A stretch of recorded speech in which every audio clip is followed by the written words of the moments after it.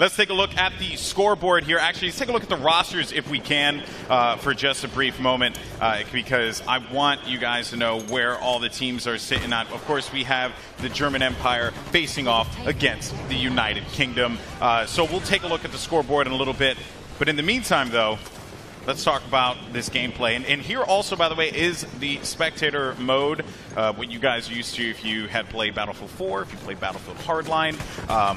And, of course, our great guys in the back getting all the awesome camera shots. Yeah, they're making sure that we're seeing the best of the action today. And that's a really important part for everyone out there watching, is that you get to see some proper gameplay now. Like you were saying, we've seen the trailers, but it's now time to see something, you know, fully fledged, in the flesh, Battlefield 1. And here we go, folks. So we have some tank gameplay here. And X Factor working with his teammates. This is the Mark IV tank, I believe. He's blowing up the map, making sure he knows what's going on. There we go, smash through the wall. It's not like it's even there. Yeah, no, the tank is absolutely brutal.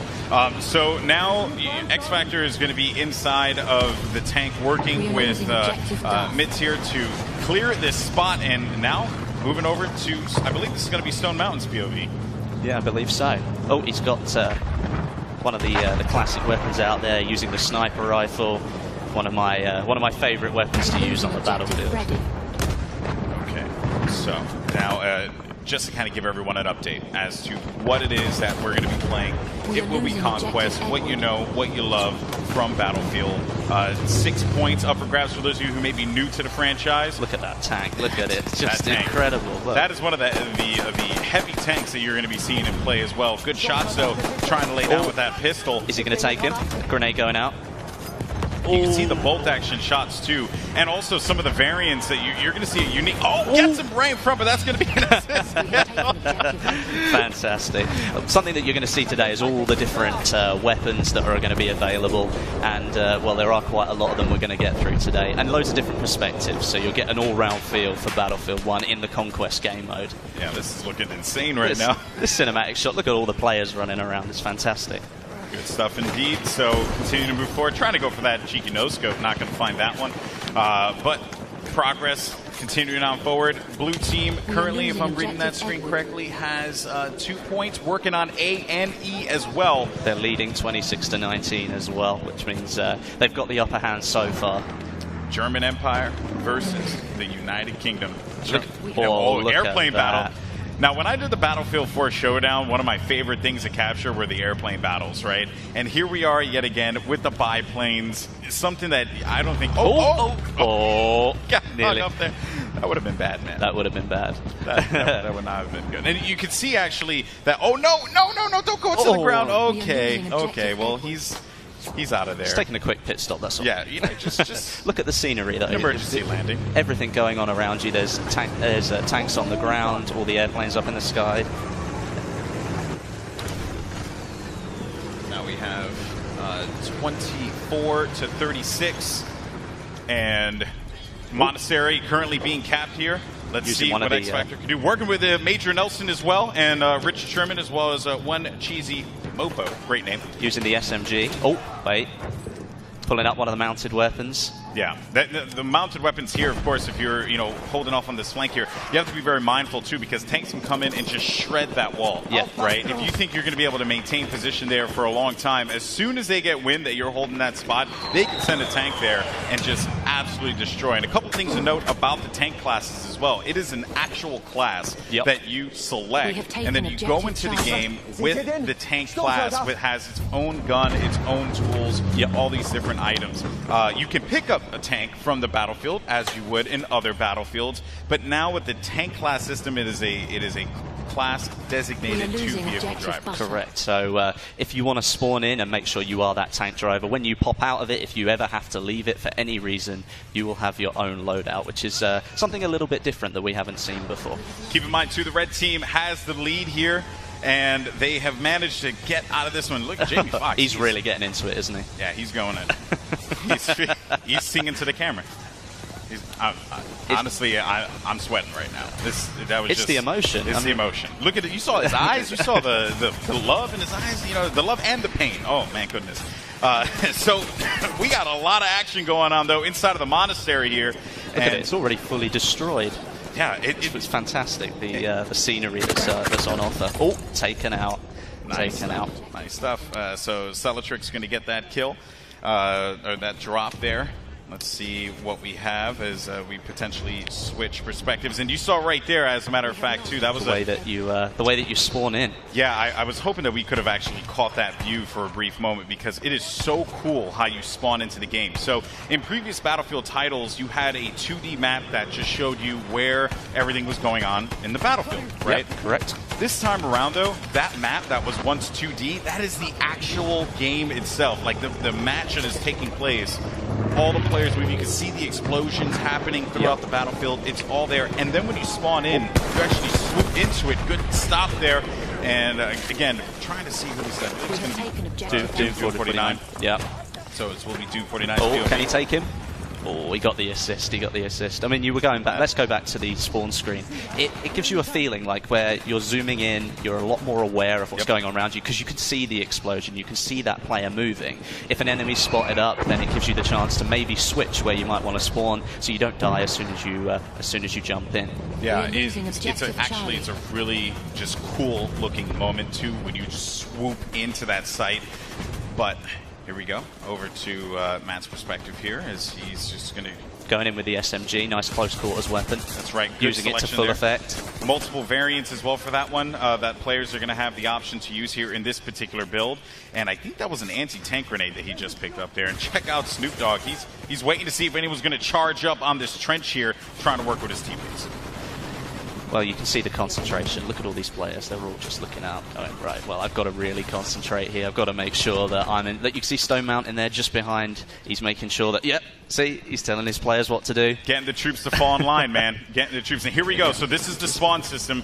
You just swoop right into it, and you go right into the vehicle, like, or wherever you decide to go. It is so cool. That was just awesome to see. I mean, that kind of mechanic. I mean, the spawn screen is one of the most valuable things you can look at, because you can really help change the way the battle's moving. And if you can see all that information in front of you, it's so much more helpful.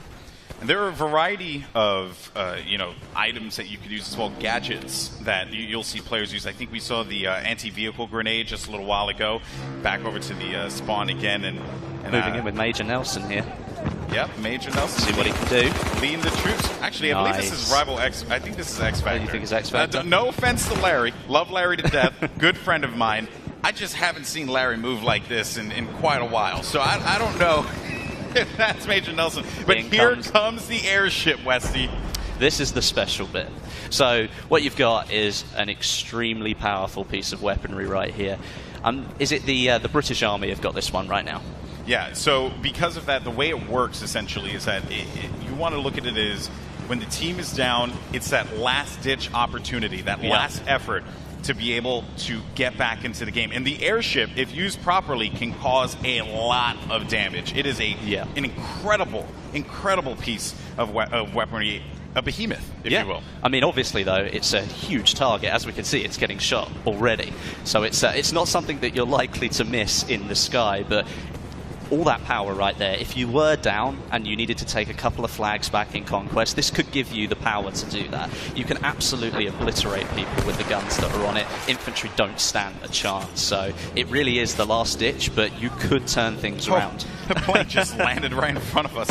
And good shot there. And look at Terry Crews throwing down on the PC. That's what's up, man. You know, just looking for that opportunity. I think he found someone in front of him and just, now he's just yelling. Yeah, well, I mean, again, it's the emotion. Raw emotion. On board with Snoop Dogg. He's in one of the tanks, I think. Or is it the armored car? I think it might be the tank. Yeah, I think that is the tank there. And over here, Stone Mountain's POV dealing with a lot of pressure. And Sea-Nanners coming out of nowhere, giving him the business. That's unfortunate. One thing we did see there was one of the new movement mechanics, the way that you can pull yourself up on top. You might have just seen it before the guy hit the floor. You can now pull yourself up onto cover that's a lot higher than you, so you can use the cover to your advantage, or you can drop down behind it, but then you can spring out in surprise as well. So there are different kinds of movement mechanics in the game that are new. As you had mentioned before, the high vault, as it's called, you know, in other Battlefield games, there may have been like a gate or like, you know, stone fencing or something like that that you couldn't quite get over. Now you can. It's just all one fluid motion. Look at the tank just running through everyone here. I don't even know who's in that tank, but he is looking to cause some damage. Yeah. And here's a couple of interesting notes about the tank too. So you can actually target damage tanks this time around, right? Correct. So if I want to eliminate the treads, I can eliminate the treads. I can do the best I can to... Whoa, okay. That was interesting. But yeah, like you say, the damage is individual to certain parts, but it's not just these tanks that we've got here. There are different types of tanks in Battlefield 1. So you've got light tanks, medium tanks, and heavy tanks. Obviously, the name will tell you a little bit about what they do, but a light tank can only hold one player, so you could be very effective on your own. But if you want to sit down with some of your squad mates, you can move into a medium tank. That's got 3 seats in it. And if you really want to take your full squad in a tank and you want to go bowling around the battlefield and just causing absolute havoc, then you can use one of the heavy tanks. That's got 5 seats in it. Yeah, and another thing to note as well about, you know, just the tanks in general, they are tied to those specific classes, right? They contain a variety of weapons depending on the situation, but most importantly though, they contain a repair hammer, right? Which you can use to actually give yourself that, you know, to keep you alive and keep the tank going. Also, another thing to note too, and I do want to talk about this, you can actually self-repair your tank. Yes, you can. So you can stay in the tank, but there's a trade-off, right? Like all things, there's a trade-off. You actually cannot get out of the tank. You can't move, you can't fire, you can't do anything. You're kind of a sitting duck. So while you can't repair, you can't do a lot of things. And by the way, he's parachuting out. Oh, this is it. This is what we were waiting for. Just raining destruction on his opponent here. Finds one in front of him. He's just going to land on this building. Here we go. Is he going to make it? Nice. Good stuff there. Takes him down. No, but that's one thing about the airship. If you do spawn in, you happen to be in one of the weapons, you want to get back into the action. Maybe you want to get a little bit closer to the enemy. You think you can do some damage. Well, you can just jump out, parachute down, and get straight back into the battle. And another thing, you see that bayonet there, right? The bayonet, if you're sprinting and then you hit a specific button, you can actually go a little bit faster. Not only is it a good escape mechanic, potentially, if you're in a bit of a sticky situation, but if you just charge right into someone, you're going to take them out. And here we go, folks. The airship has been destroyed, and it is going to drop another incredible factoid about this airship, guys. It doesn't matter where it, like, there's no, like, pre-programmed, like, this is where this is going to fall. No, it falls anywhere. All those buildings down there are going to be destroyed. Just watch this. Oh, it's my incredible. Goodness. This is crazy. No, why would you go there? That is insane. Not just that, but once it's hit the ground, its carcass stays there as well. So you have to battle it out, moving through all of this, like, metal that's just crashed into the ground. It's a ruin at that point. Obviously, we saw a little bit of first person, a little bit of third person there. But the first time I saw that, when I got to play this game, everybody just stood still and watched it. It was absolutely incredible to watch. Awesome stuff. And there you can see the remnants of what was there past the airship. It looks fantastic, doesn't it? And it also just creates a whole new, you know, gameplay element too, right? Because now you got to bob and weave through this metal. Yeah, I mean, like, you could have, like, taken cover behind some of those buildings. That's not gonna be the case anymore. Plus, let's say that it does land on all those buildings. You've got that close quarters environment. Well, now you get to see players that are a little bit further away, so it changes up the game a little bit. Here we go, X Factor Gaming. Nice view of the town here, actually. This is a nice shot. So you can see all of these buildings here, I believe, can be destroyed. And there's Captain Sparkles in the tank there, getting a little reckless. Finds one in front of him there. That's going to be a good pickup. Looking for a second kill as well. He's going to get the second pick.